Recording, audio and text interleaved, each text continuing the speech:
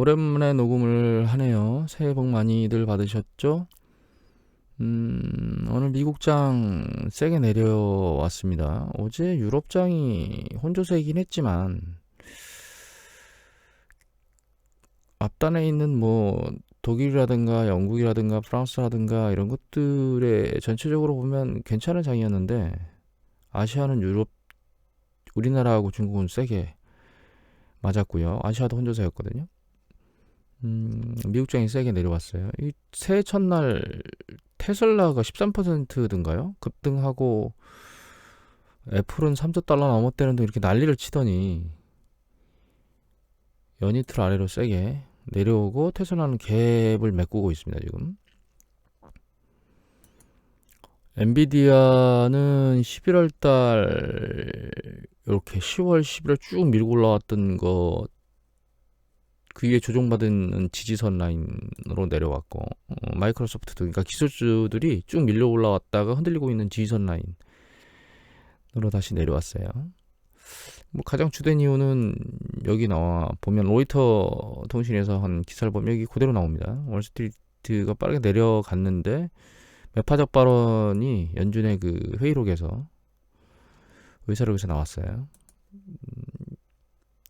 근데 이런 얘기를 하고 싶어요. 여기 보면 14, 15일날 정책적 미팅에서 나왔는데 좀 더 빠르게 타이트하게 뭘 하겠다. 그래서 인플레이션을 방어하겠다. 그래서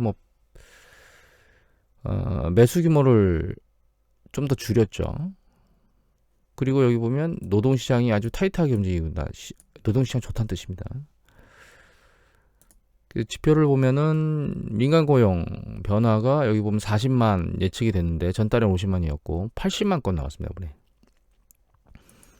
결과적으로는 이미 예전에도 계속 차트를 보여드렸지만 실업률, 신규 실업수당 청구 건수 이런 것들은 이미 충분히 해야 될 상황으로 돼 있고 인플레이션도 상당히 높은 수준이기 때문에 연준이 저금리를 유지할 이유가 전혀 없으며 단순히 노동 참여율 이걸 가지고 금리 조작을 뒤로 미룰 수는 없다는 얘기를 드렸었죠. 속도가 빨리 날 수밖에 없다라고 하는 건 사실 지표가 보이는 거고 문제는 이게 그러면 12월 달에는 반영이 안 됐다는 거야? 이런 생각을 갑자기 하게 만든다는 거죠. 많은 투자 전문가들이 그렇게 빠른 속도로 갈 거라고 생각하고 있는데 그렇게 요동을 치던 12월 달에는 흔들리다가 이거 별로 안 흔들리고 다시 올라오더니 의사록이 딸랑 열리고 나서는 이렇게 생각해서 이렇게 흔들린다? 참 이 주식시장이 그냥 이런 생각이 들어요. 그러니까 계속 제가 말씀을 드리지만 실제로 기준금리가 딱 인상되는 그 시점까지는 이 이슈가 계속 변동성을 야기하는 소재로 살아있게 된다라고 하는 것들을 다시 한번 말씀을 드리면 될 것 같고 이거는 아틀란타 연준에서 이 기준금리 인상 가능성을 시장에서 어떻게 보느냐라고 하는 거거든요. 근데 여기 보시면 이 데이터는 여러 군데 데이터들이 있는데 이 데이터는 여기 보면 유로 달러하고 그러니까 환율이죠. 그리고 여기 보면 리보하고 연준 기준금리 스프레드 그러니까 금리죠. 그 다음에 국채들의 일드 커브니까 국채 간의 상호 움직임 이걸 가지고 언제쯤 기준금리를 올릴까라고 하는 그 어느 가능성을 얘기를 하는 건데 2022년 3월 14일까지 금리를 이게 올릴 가능성이고 내릴 가능성이거든요. 근데 이 보시면 그냥 추세적으로 보면 올릴 가능성이 굉장히 계속 빨라지고 있다는 거예요. 그래서 3월 14일까지 금리를 올릴 수 있는 시간 61%까지 올라갔으니까 거의 3분의 2 가까운 사람들은 3월 달에 금리를 올릴 것이다. 이렇게 예측을 하고 있다라고 시장에서 예측을 하고 있다 이렇게 보면 될 것 같아요. 근데 생각해 보십시오. 12월 달 여기잖아요. 이렇게 올라가는 강도가 있는데 이걸 시장에서 몰랐다, 반영을 안 했다? 참 우스운 얘기입니다. 또 한 가지는 인도네시아에서 석탄 수출을 중단하니까 이게 조금 원자재 시장이 또 꿈땅꿈땅 하고 있거든요. 오미크론 인생 난리를 치고 있는데 그것도 해결될 것이다 라고 하는 그런 상황 그리고 일간 40만 배럴만 계속 증산하겠다라고 하는 얘기 때문에 유가가 최근 머리를 다시 들었죠. 그런데 천연가스도 또 뭐 유럽의 중단, 천연가스 공급 중단이나 뭐 이런 얘기 때문에 꼬물당꼬물당 하고 있었고, 근데 이번엔 석탄이 또 고물당고물당 하고 있습니다. 그래서 보시면 월간 뭐 유가는 11% 올랐고, 천연가스는 5% 올랐고, 석탄은 거의 20% 올랐습니다 지금. 이 인플레이션 압력이 작동을 할 수 있다라는 얘기겠죠. 다시 한번 인플레이션 얘기가 꾸물꾸물해서 인플레이션 지수가 좀 좋지 않은 상황으로 움직일 수 있는. 근데 이 뉴스를 보면 바이든을 지지 안 한다는 여론이 사상 최대라는 거예요. 가장 중요한 건 물가 폭등이라는 거죠.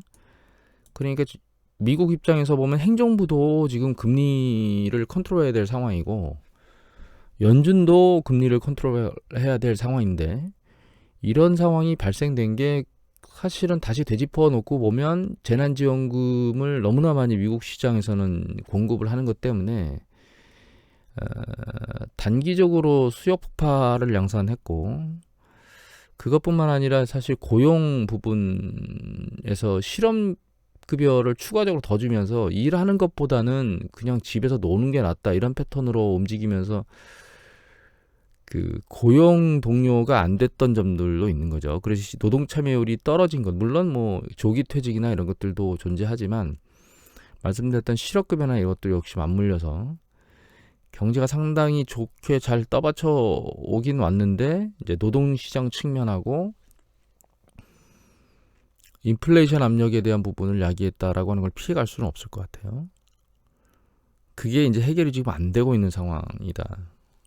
결과적으로 행정부도 중앙은행도 빨리 금리를 올리지 않을 수가 없다, 이렇게 방향이 가고 있는 것 같습니다.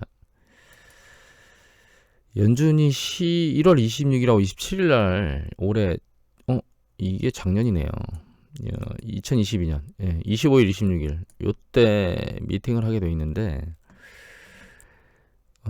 제가 작년 11월 달에 뭐 얘기를 할 때, 연준이 얘기를 하고 있을 때 그 얘기를 드렸었죠. 제롬 파월 연준의장이 뭐라고 할 수 있는 입장이 아니다. 연임이 될 수 있을지 없을지는 모르기 때문에 자기가 그걸 발언을 할 수가 없고, 다만 12월 뭐 이렇게 해서 확정이 된 뒤에 12월 연준에서는 제롬 파월이 연임이 되던 안 되던, 제롬 파월이 연임이 돼서 제롬 파월이 말을 하던, 아니면 다른 사람이 새로 들어오던 간에 매파적 발언을 할 수밖에 없을 것이다 라는 말씀을 드렸었죠. 그리고 시장이 이제 변동성을 볼 거라는 말씀을 드렸었는데, 그리고 또 1월달 아직 변동성이 끝나지 않아서 또다시 1월 초나 이렇게 오미크론 피크아웃이나 이런 거 맞물려가지고 흔들릴 거라고 말씀을 드렸는데, 그런 변동성에 대한 어떤 시기나 이런 것들은 제가 말씀을 잘 드리고 있는 것 같은데, 문제는 흔들리는 정도는 지금 제가 생각한 것만큼 안 흔들리고 있다는 겁니다. 사실 미국의 투심이 그렇게 강한 움직임을 보이고 있는데, 문제는 그 투심이 언제 강도가 깨질지를 모르겠다는 거죠. 가끔 농담 삼아 말씀드리지만 부채도사도 모를 것 같아요, 이거는. 그래서 잠깐 이걸 한번 보면, 이게 어드바이저 퍼스펙티브에 나오는 데이터입니다. 그런데 이건 큐레이시오로 잡아놓은 건데 상당히 가치가 높다. 거의 끝자락에 다. 그 이전에 이만큼 이 베이스로 가치 판단을 했던 거에 이제 끝장판까지 왔다. 이거는 리그레션이라 그래서 그 S&P 500 지수에 인플레이션을 적용한 장기 차트 이렇게 나오는데, 중앙선 이동평균선에서 이걸 옆으로 눕히면 이렇게 나오거든요. 밑에 차트로. 근데 가장 높은 끝자락까지 또 와 있는 거죠. 상당히 높다는 뜻입니다. 이거는 크리스먼토에서 나오는 그들이 생산하는 어떤 가치지수, 퍼지수하고 비슷하고 생각하시면 됩니다. 그러니까 인플레이션을 적용한 퍼지수, 이렇게 생각하시면 될 것 같아요. 그런데 그 퍼지수가 눕혀보면 이겁니다. 이거는 좀 전에 봤던 차트고요. 요겁니다, 요거. 근데 그 배수가 상당히 높은 수준에 와 있죠. 이 차트상 가장 높은 수준까지 올라와 있는 거예요. 이거는 뭐냐면 인플레이션이 있는데, 그 인플레이션이 있는 시점에 퍼의 배수는 어디까지 갔었는가를, 여기 있는 퍼, 여기서 산출된 퍼 있죠.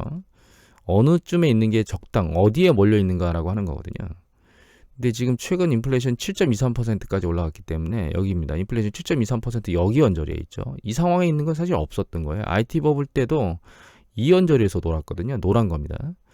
그리고 인플레이션이 제로에서 3일 경우는 요 언저리에서 있었어요. 이 배수가 이 언저리에 있어야 된다는 뜻입니다. 그러니까 이 언저리에 있다는 얘기는 너무 과도하게 높다는 걸 의미하는 거예요. 그래서 뭐 MSCI 퍼 배수도 보여드리고 여러 번 보여드렸지만 지금 미국 주식시장은 가장 그러니까 지금까지 미국이 주식시장이 열려 있었던 그 역사적으로 오랜 기간 동안에 가장 버블이 껴있는 시기이거든요.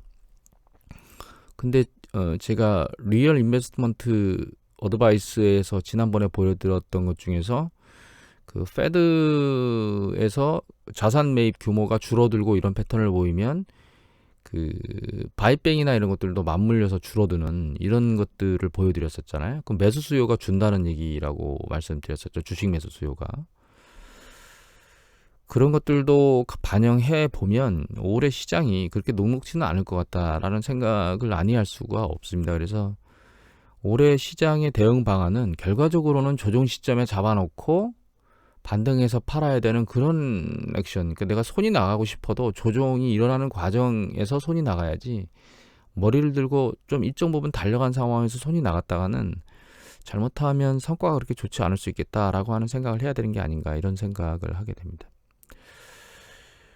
다시 한번 말씀드리지만 이 조정에 대한 변동성이 일어날 거는 예측이 가능한데 문제는 어느 정도 떨어질지는 정확히 예측할 수가 없다. 다만 미국 주식시장은 역사상 가장 높은 버블에 와 있다. 그럼 붕괴를 우려할 것이냐? 붕괴는 아직까지는 우려할 필요가 없다고 보입니다. 경제는 잘 돌아가고 있기 때문에 물론 중국이 흔들흔들 해대고 있긴 한데 중국이 그 최근에 작년 말에 약간 뭐 부동산 정책이라든가 혹은 빅테크 쪽이라든가 이런 것들에 대해서 약간 뭔가 정책을 느슨하게 하는 그런 방향의 얘기들이 나왔었거든요. 물론 최근에 빅테크 관련 어젠가에 그저께 신문에 나왔죠. 빅테크 관련해 가지고 대규모로 제재금을 땅 때린 거. 근데 그 정도는 그냥 일시적인 걸 거고 전체적인 제재나 이런 부분들에 대해서는 약간 느슨해질 것 같기 때문에 하방 압력을 커버하려고 하는 노력은 많이 하고 있어요. 그래서 오미크론 상황이 끝나고 나면 이번에 북경 동계올림픽이 사실 중국 시장에 좋은 건 아닙니다. 제가 생각하기엔. 왜냐하면 제로 방향을 하고 있는 중국 입장에서는 어떤 형태로든 사람이 늘어나게 되면 오미크론 확산 속도가 늘 수 있기 때문에 그러면 또 강력한 봉쇄 쪽으로 가겠죠. 그러면 경제에 타격을 주게 될 거예요. 그래서 실제로 중국은 그런 부분이 지나고 나서야 긍정적일 수 있다. 물론 선반영이 될 수는 있겠죠. 주식시장은 그런 부분을 생각해야 될 거라고 보고 있습니다. 그리고 좀 더 보면은 미국 100만 명이 넘었답니다. 야, 100만 명이면 서울 인구 1000만 따지면 서울이라면 10명 중에 1명이 오미크론 확진자라는 얘기잖아요. 예, 무시무시한데 이분들 참 이거 대단한 국가예요. 저는 이것도 그렇지만 여기 사는 국민들도 참 대단하다고 생각합니다. 그리고 프랑스에서 신종변이가 나왔다고 얘기했는데 아직은 확실하지 않지만 뭐 얘기를 보면 델타보단 약하고 오미크론보다 약하다. 그러니까 델타는 증세의 면에서는 보면 델타보다 약하고 전파력에서 보면 오미크론보다 약하다. 이런 얘기가 나오고 있긴 한데 결과적으로는 이것도 겨울철에서는 난리를 칠 수 있지만 봄, 여름으로 가면서 뭐 환기 문제라든가 뭐 이런 것들, 그다음에 백신 투여라든가 이런 것들로 가면서 점차 또 완화될 거기 때문에 변동성에 플러스 알파를 제공할 수 있지만 그 변동성의 주축은 될 수 없다. 그래서 오미크론은 변동성의 주축으로는 작동을 하지 못하고 그 변동성의 주축은 역시 연준의 매파적 발언과 행동일 것이다. 이렇게 생각을 하시면 될 것 같아요. 한 가지 더 백신을 계속 맞을 수는 없다고 백신 개발에 참여한 교수가 말씀을 하셨더라고요. 그러니까 어느 정도는 어쩔 수 없이 희생을 감수할 수밖에 없는 상황으로 가고 활동을 무조건 억제하는 것만으로도 해결이 안 될 거라는 얘기인 것 같습니다. 이거는 저는 그렇게 판단을 하거든요. 그래서 지금 정부에서 뭐 그 백신 완전 뭐 2번 이상 맞는 그거 있죠. 완벽히 맞는 것. 그게 이제 나중에 이거 또 강화되면 뭐 부스터 샷을 맞아야 된다. 뭐 이렇게 계속 강화하는 게 이게 최선의 선택은 아닌 것 같은 느낌이 듭니다. 이 기사를 보면. 마지막으로 봐야 될 거는 요거를 보여드릴게요. 다만 딜리버리, 이게 ISM 미국 제조업 지수가 나왔거든요. 그 중에 요걸 보면은 어디 갔어? 예, 여기입니다. 이게 공급자지와 관련된 거거든요. 근데 이 서로 배송하는데, 보내는데 느려지고 있다, 비슷하다, 빨라지고 있다거든요. 내가 느려지고 있다는 얘기는 지금 서플라이 체인 얘기를 해보면, 서플라이 체인에 문제가 생기면 공급 속도가 느려지겠죠. 근데 여기 보면 10월달 이후에 공급 속도가 느려지고 있다는 줄고 있고 빨라지고 있다는 늘고 있어요. 그래서 연 2달 연속 긍정적인 방향으로 바뀌고 있어서 서플라이 체인 문제가 조금씩 해결되고 있는 게 아닌가? 미국 시장 내에, 미국 같은 경우에는 그런 생각이 들어서 인플레이션 압력을 주는, 그래서 이제 뉴스 보도에 보니까 그 마트의 재고, 그러니까 상품이 없어가지고 빈 마트, 그러니까 상품이 없이 비어 있는 그런 공간들이 나오는 뉴스 보도를 연초에 봤습니다. 1월달에 1월 1일, 2일인가? 그런 부분들이 해소되면 역시 인플레이션 압력에 대해서는 조금 누그러질 수 있겠다. 에너지 쪽은 겨울이 지나고 나면 좀 진정이 될 것 같고요.